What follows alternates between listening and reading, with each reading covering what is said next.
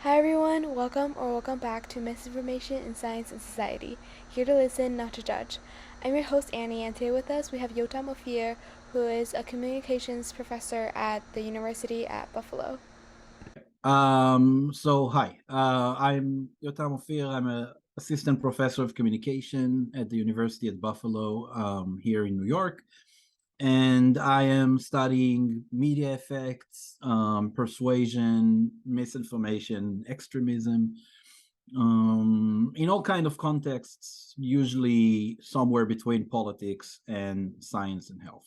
Mm-hmm. Yeah, so why did you choose this career initially? Why did I choose this career? As a academic in general, or misinformation? Um, like this topic, I guess, maybe. Yeah. All right, because I don't really remember why I stayed in academia. It's been 15 years. Mm-hmm. So why misinformation? Honestly, I started working on it in 2012. Mm-hmm. Before that, I did some other things. I worked on other contexts in communication research. But in 2012, I joined a group of researchers who were looking into tobacco misinformation. Mm-hmm. Our research was funded by the FDA, and we focused most of our resources on understanding how to correct misinformation around cigarettes Mm-hmm. and, for a while, e-cigarettes, and later on organic tobacco. It kept on changing, but we looked into that. While I was doing it, to be honest, most of my colleagues, most of my peers in communication research were kind of puzzled, or at least surprised by the fact that I chose to focus on misinformation. Mm-hmm.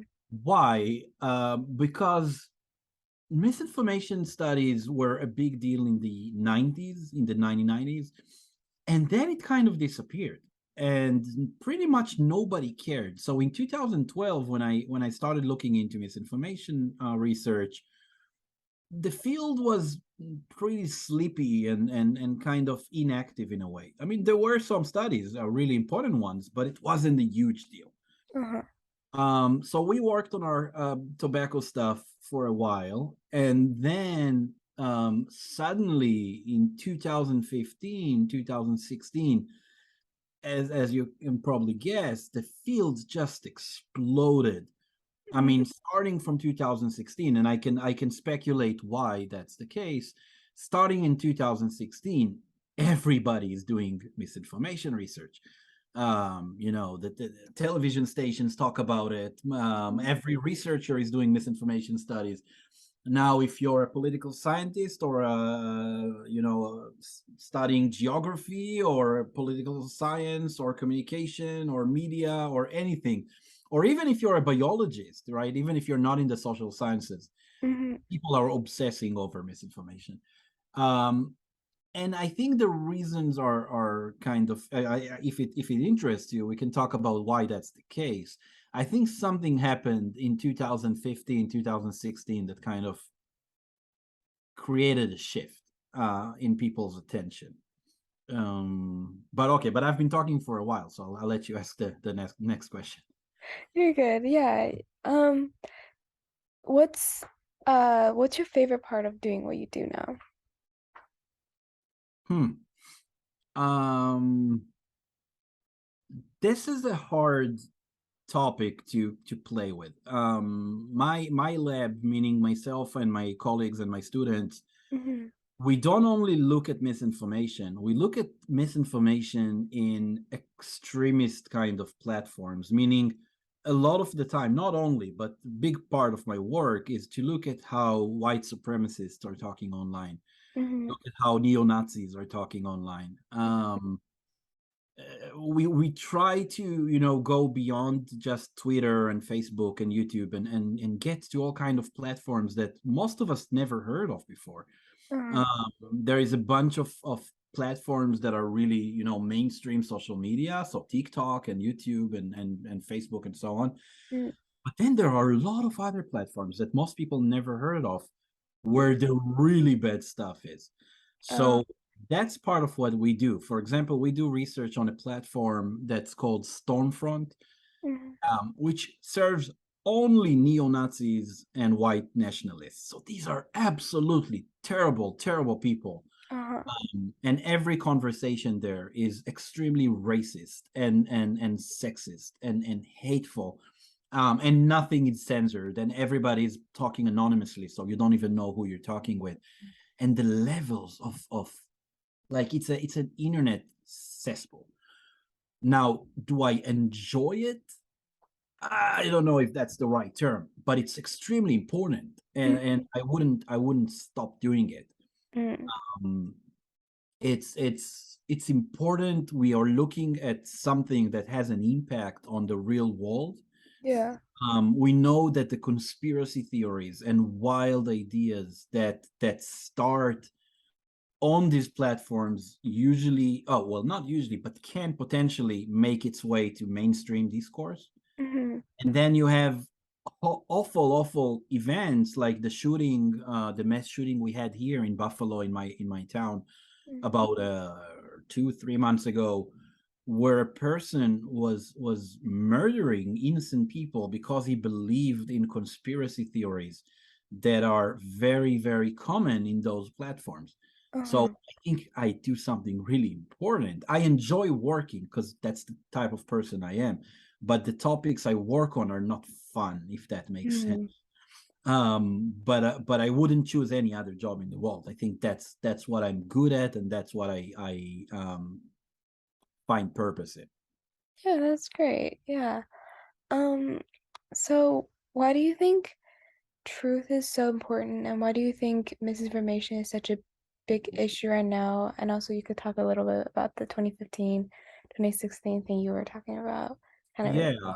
truth is important because it creates a shared ground for us to talk to one another Mm, when we disagree, right? I mean, as long as all of us agree on everything, you don't need to fight over the truth. But in a democracy, disagreement is an inherent part of a healthy society. I mean, we need to disagree in a democracy. That's what separates it from a totalitarian regime, right? mhm, Um, However, there are some rules that kind of establish or allow that conversation to take place. mhm, For example, you need to have some minimal levels of respect to the other side in order to communicate. And yeah. part of that respect depends on agreeing on what reality is, right? Mhm, um I'm not saying we need to agree about policy.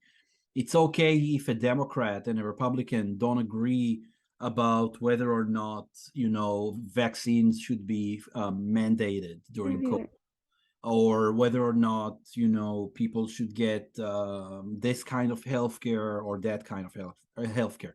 yeah. Policy disagreements are fine; they're necessary, Mhm, but they need to reach an agreement on what reality is, right? mhm, And it seems like we're getting away from that. Take, for example, what happened a few days ago in Mar-a-Lago in Florida, where when the FBI was raiding or searching, that's the most accurate term, they were searching for documents that allegedly Donald Trump took with him. mhm, Moments after the FBI announced it, conservative media like Fox News and many Republican leaders jumped on screaming that Trump is being framed, that the FBI was bringing, boxes with them and planting evidence against him, and so on and so on. Now, it's important to understand that they did it based on zero, nothing evidence, absolutely nothing.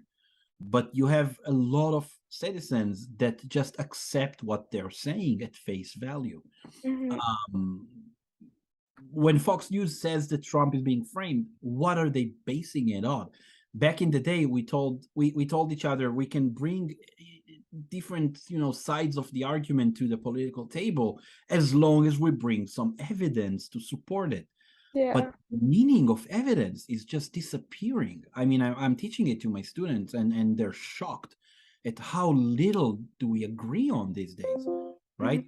I mean, you see people storming the Capitol building, hitting police officer, breaking windows, and then you have Republican politicians saying they were like tourists. They were just touring the building. But your eyes tell you something else, and now there is this movement towards um, dismissing evidence on one hand and accepting alternative realities without any evidence. Mhm. Um, this is concerning. Mhm. This is concerning. So we lost any respect to, well, not all of us, but many of us lost respect to evidence Mhm. and to the need to support your arguments with some reality. I don't know, Mhm. some checks from the real world. Yeah. Um, and as a result, we also lost trust, right? So back in the day, if the FBI would tell citizens that there are dangerous documents in a private residency of an ex-president, people would assume, generally speaking, that it's true.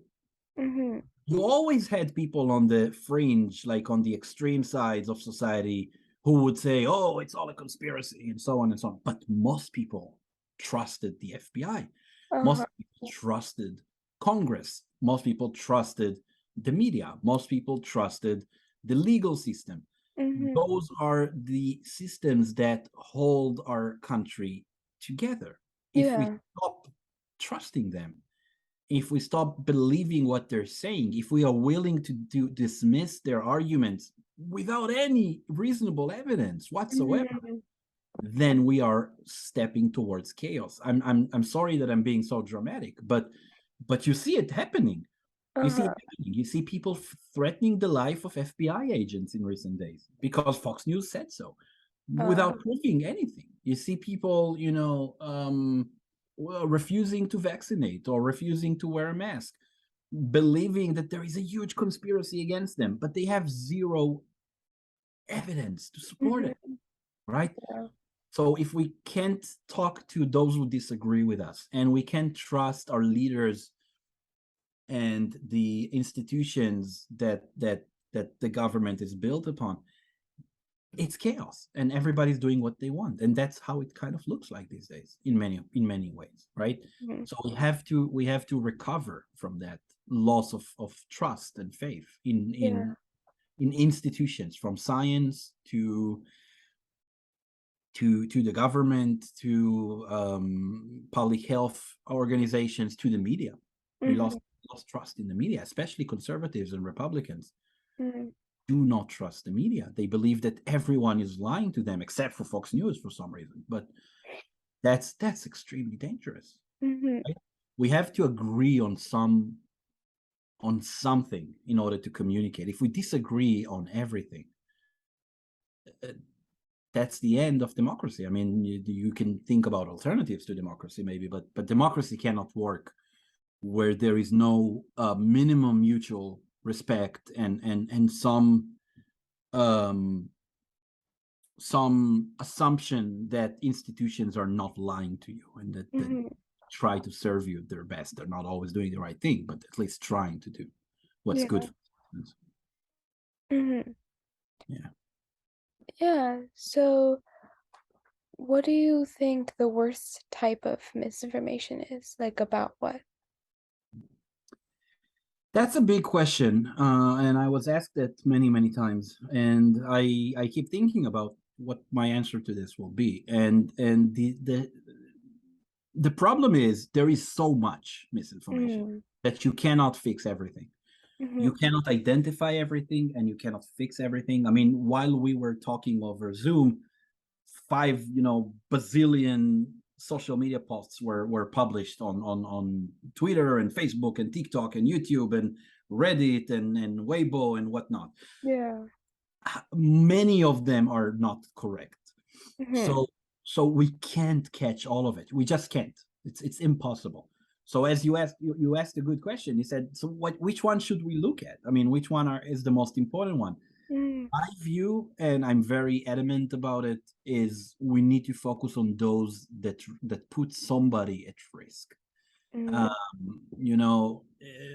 If somebody is saying that I don't know, that NASA was never making it to the moon, mm-hmm, fine. I mean, it's weird, right? It's weird, but fine, fine. Or person says that he really strongly believes that the Earth is flat. As long as he doesn't do anything about it. I mean, they meet and they have conferences and they make videos and they try to prove that it's flat. Fine, right? mm-hmm, But when people begin to spread lies that China was using the virus as a bioweapon, mm-hmm, or when people spread a lie, I'm talking about COVID, of course, or when people spread a lie that the 2020 elections were the results were just fraudulent and that mm-hmm, votes were stolen, mm, and call for people to take their country back with force. Now I'm worried because somebody's gonna get hurt. yeah. When people exaggerate the number of crimes that black people commit against white people, Mm, I'm worried because I know what it's going to do. It's going to drive someone to get a gun and drive into a church in Carolina somewhere and just shoot innocent people. The story mm, I'm telling you is a real story. It's not made up. It happened a few years ago. Um, so we need to focus on misinformation that matters. And for me, my line in the sand is are people in threat? mm, The answer is yes. Then we have to do something about it, right? If people are not vaccinating, that puts them in threat, mm-hmm, right? During an epidemic that kills millions around the world. yeah. Um, if people do not believe that the voting was valid, that's dangerous because Mm, people might, revolt violently to try mm, and take the country back. If people do not believe that climate change is real, that's gonna cause trouble down the line because action will need to be taken. yeah. And again, if we can't agree on the basic rules, how can we collaborate and cooperate to stop global warming? And a lot of people are gonna suffer from that, a lot, if not Mm, all of us. Yeah, so that's kind of my line. I mean, the world is flat, fine. Obama is a Muslim, wants to kill you. That's dangerous. That's the difference, right? mm, yeah. I think that's a great answer. Um, what do you think would be the best way to like eliminate or avoid or reduce misinformation and disinformation too? Yeah, I think there are three layers to that answer. And it's fine because making big changes takes a lot of effort. Yeah. There is no magic solution. I mean, I tried to think about it for years. I can find one. Maybe you will or someone else will, but maybe I'm too old to find one. I can think of three avenues that working together can make things less awful, at least. Mm-hmm. Um, One is education. Mm-hmm. It's the hardest to get, by the way. It's the hardest, but we need to teach our kids better. Mm-hmm. Also grown-ups, but I would start it from an early age. The Mm-hmm. fact that you're in high school, right? Yes. So the fact that you know about those topics and care about them and have your channel, I find a lot of comfort in it because we need more people to care and to want to do better. We need to teach children how to navigate the internet. It's Mm-hmm. funny because it's been around for 30 years, right? Mm-hmm. Well, more, but in popular use for 30 years. Yeah. And I think we're not very good at teaching kids how to use it. I, Mm-hmm. I feel like we're still teaching them about media as if it's 90/80 and there are like 5 channels on TV. That's not where we are. We live in a Uh-huh. crazy oversaturated information environment, and it's hard to navigate it. and we need to teach people how do you know if something is reliable or not? How do you check the sources? How do Mhm. you cross sources with something else? How do you, search for reliable information? um, Part of it is understanding how the media work, things like, how does Facebook make money? People Mhm. don't know, right? but Yeah. but but Facebook is giving me my profile and my updates for free. Yet Mark Zuckerberg is one of the richest people in the world. So how is that possible? He's Yeah. making money somehow, right? The Mhm. answer is data, and the answer is keeping us engaged, and that connects to misinformation. I'm not going to go into it, but those are questions that people need to know the answers to. Mhm. So education. The second part is asking social media companies for more. Right now, we decided, as a country, that social media companies are not media companies but technology companies. It sounds like a boring definition, but it's actually not. If Mhm. you're a media company, you're responsible for the content that you spread. Meaning, if there are lies on your platform, let's say on TikTok, Mhm. then if you're a media company, I can blame you for it, and I can ask you to, pay a price for it, for Mhm. lying. I mean, if CNN is lying, I mean, the government has some leverage to force them to correct it. Mhm. Um, when you're a technology company, you can argue, and that's what social media are doing. You can argue that you're just building a platform, and people do whatever they want there. So if I go online and I spread some lies, Facebook says that's not my problem. I mean, I'm not responsible for what Yotam is doing. I mean, I'm building a platform. I'm a technology company, right? And people are responsible for what they're saying. We need to stop treating companies like that. Mhm. Uh, in boring terminology, we need regulation. We need Mhm. laws that gonna limit the craziness of social media companies, incompetence in coping with misinformation and what's happening on their platforms. Mhm. Which brings me to the third part.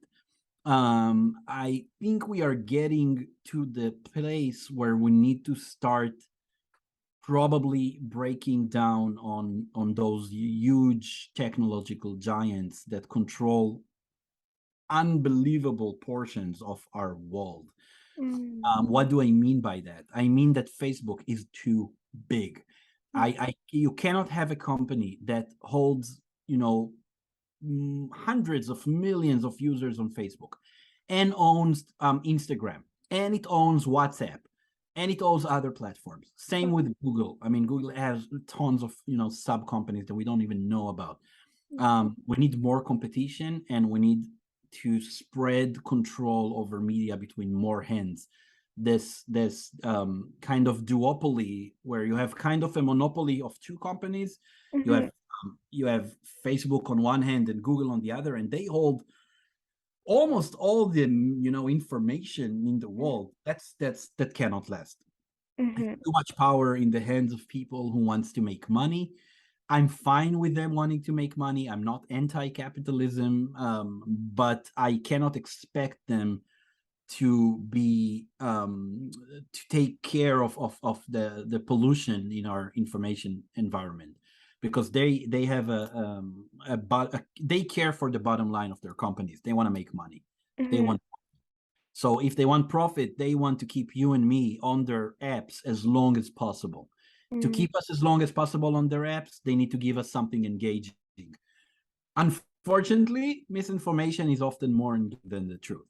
So, long story short, I don't trust social media companies to take care of us when it comes to information integrity.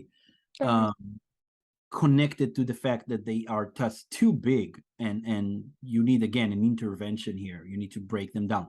It's not like a outrageous idea. We did it in the past. We did it in the past when movie companies were too big in the 30s. We Mhm. broke them down. We broke the monopoly down. When TV stations were too strong, we regulated them. I mean, it happened. It's just skipped the internet specifically. So you have regulation on everything except for the one tool that's unbelievably powerful these days. Mm, How is that? I mean, how does that make sense? yeah. So a bunch of small steps, from education to regulation, to asking from our private companies for more responsibility. Hmm. All of these taken together should work. Yeah, that makes sense. So I think that's all my questions about misinformation. So just for fun, do you have like a role model, either like professionally or like? I have a lot of role models. Mm-hmm. Where do I even start? But yeah, wow, that's a hard question. I have a lot of role models. Some of them are not even alive anymore, although I got to meet some of them, which was fantastic. These days, I will say Kathleen Hall Jameson. Mm-hmm. She's the director of the Annenberg Public Policy Center at the University of Pennsylvania. I still have a huge pleasure to be working with her on multiple projects. And the reason I'm choosing her, I mean, again, I have a lot of people I sincerely admire, but many of them are good in a very specific, kind of part of being an academic. I Yeah. have some mentors who were extremely sophisticated and careful and rigor when it comes to methodology. I had mentors who were brilliant theoreticians, like they understood theory like no other. Mm-hmm. What I absolutely admire about Kathleen L. Jameson, and I'm trying to follow her steps in that regard, is that she's not only rigor methodologically and theoretically, she also does the extra step that most researchers don't do, which is to reach out to the community, to be involved in public life. Mm-hmm. Uh, in short, that's why I'm talking to you right now, right? I mean, we tend to not do it. Scientists tend to hide behind their computer screens. We don't like to talk to the media because we feel the media don't understand us. We don't like to talk to the public or citizens because we feel they will not understand us. They will, simplify our ideas or distort them or just fight with us or just hate us or distrust us. Um, so it's really easy for academics to just kind of hide in their professional organizations and talk only to other scientists who understand their language and jargon and everything. Kathleen is a role model in the sense that she's not only brilliant, and she's very brilliant, but she's also one of those rare scientists who want to make the world better by being part of it. Mm-hmm. Being part of it. That means if you need to talk to citizens, you do that. If you need to, think about the implications of your work, not just getting published, but changing the world, she's there. Um, if a journalist wants to talk to you, she's gonna talk to them. And I'm trying to do the same. I think it's part of my job. I mean, gaining knowledge, if you keep it to yourself, doesn't help us much, right? And Mm-hmm. there is a crisis, so we need to solve this crisis. Um, uh, so Kathleen Hall Jameson, University of Pennsylvania. If I may, I just want to say one thing. I forgot to close my argument before. Yeah. Why 2016? Well, it's obvious, isn't it? The answer is Donald Trump, basically, in short. Mm-hmm. It's not like there weren't tensions, political issues, and whatnot before Donald Trump. Of course they were. But I think the fact that Donald Trump won the elections was such a huge shock to academics Mm-hmm. and pundits and scholars and media journalists and citizens, Mm-hmm. right? I mean, the fact that a person who presented himself in such a vulgar way, with such disregard to the truth, with anti-institutional populist discourse, right? I mean, he's not even Republican. I mean, he went against the Republican Party as well. So the fact that a person like that can come from the outside with zero experience in public life Mm-hmm. and become the president of the United States is so mind-boggling that I think people kind of said that can't be true. Like it couldn't happen. Something was broken. And Mm-hmm. one of the explanations that people started to bring was, oh, you know what? Maybe it's because of social media. Maybe it's because of Facebook. Maybe people are exposed just to what they want on Twitter. Some people said, including myself, I mean, part of my work, maybe it's the Russians, right? Maybe the Russians were spreading misinformation and lying to our citizens and sowing discord. Um, I think his win in 2016 and the fact that he even ran in 2015 in a successful way Mhm. brought the whole academic field to a halt and to a place where people said something is happening that Mhm. can't be true. And the best explanation is that people cannot, separate truth from false anymore. All right. So that's the answer to why when I was studying misinformation in 2012, nobody cared. And Uh-huh. suddenly in 2016, that's the only topic people care about. Okay. Mm. Now I wanna say something. I'm gonna do it short, but I want to say something. I don't know if it's true. I think putting all of the political changes on misinformation, blaming the Trump presidency on social media, claiming that the problem is that people cannot separate true from false and so on and so on, and that like it's something new, that like as if in the past we were better at it. I think it's an exaggeration. I think we've been living with and through misinformation since the day we learned how to communicate, hundreds of thousands of years ago. We were always prone to lying. The question of what truth is nothing new. You can Mhm. find Greek philosophers, talking about reality and how hard it is to know if what you're experiencing is real or just in your imagination. Like 3,000 years ago, 2,000 years ago, in Greece, and so on and so on. Leaders lied for before Donald Trump. Mm. Actually, I have a list that I show my students on every American president ever, and all of them were lying in one way or another. Mhm. But it seems like we're something between the social polarization that we go through and the technological changes and the fact that our system is not getting adjusted to this technology, like regulation and everything we talked about, Mhm. are probably beginning to step towards a new version of misinformation, that is fueled by technological changes and might be more detrimental than in the past. So, as you can see, I'm conflicted here. I don't want to simplify things. So I don't want to say, oh, everything that happens in recent years is just misinformation. Mhm. Or I don't want to be nostalgic and say, oh, 10 years ago there was no misinformation at all. That's not true. That's Uh. not. But we need to pay attention to technology and learn how to work with it. I'm not anti-technology. I love technology. Here I have, my smartphone and I have a smartwatch and I'm talking on laptop. I'm not anti-technology, but we need to understand the huge changes that it brings to our life, Mm. the impact that it can have on people, and be brave and face the music. Like understand that we are stepping into scary unknown territory, and we need to be willing to take action to secure the future of our children and their children.